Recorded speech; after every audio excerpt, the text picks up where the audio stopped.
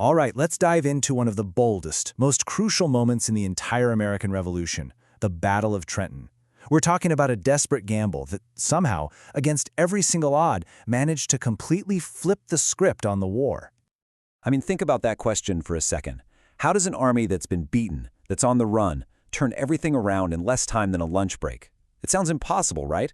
Well, for the Continental Army in the dead of winter, 1776, it was the only question that mattered. To really get the miracle of Trenton, you have to understand just how dire things were. It's Christmas, 1776. Washington's army is demoralized, they've been chased out of New York, and pushed back across New Jersey. Seriously, the revolution itself feels like it's flickering out. The stakes just could not have been higher.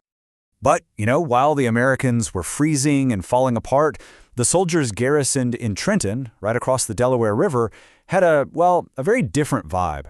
And their sense of security, it was about to become a very big problem for them.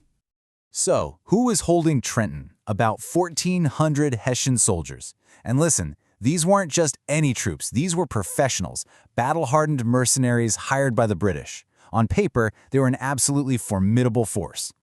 And the man in charge was Colonel Johann Rahl, a really experienced commander. But it was his confidence, or maybe his overconfidence, that would turn out to be his greatest weakness. And this is the wild part. Rahl had actually been warned that an attack might be coming. But after this tiny little skirmish on Christmas Day, he basically just shrugged it off. He thought, that was it. He completely misread the situation and figured the Americans just didn't have the guts for a real fight. So what you have brewing is just this perfect storm for a surprise attack. You've got the Hessians celebrating Christmas, probably having a pretty good time.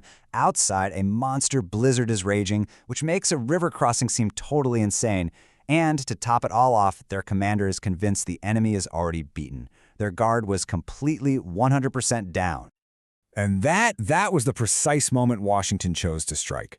While the unprepared Hessians was sleeping it off, the Continental Army was on the move. So, just after dawn on December 26th, the impossible happens. After crossing that treacherous, icy Delaware River and marching all night through a blizzard, Washington's forces pour into Trenton. The attack is on. Now, this wasn't just some chaotic rush. No, it was a brilliantly planned, multi-pronged assault.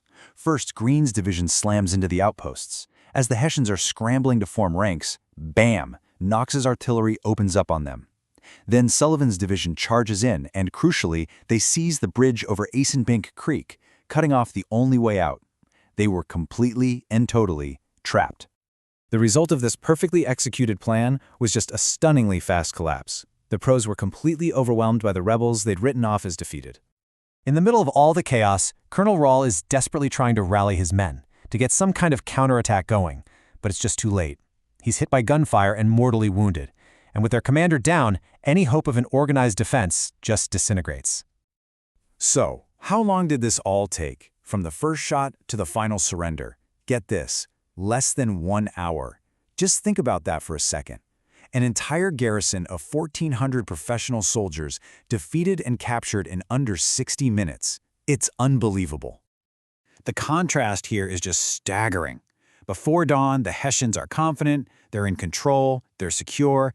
An hour later, their garrison is defeated, their commander is dying, and the American cause has been totally reignited. It was a complete 180-degree reversal of fortune. You see, the victory at Trenton wasn't just a military win. It was a massive shot of morale that, you could argue, literally saved the American Revolution from going extinct. It proved the Continental Army could win, which inspired thousands to re-enlist. And it all leaves us with this one big question. Just how much can a single hour, a single moment of boldness, truly change the entire course of history?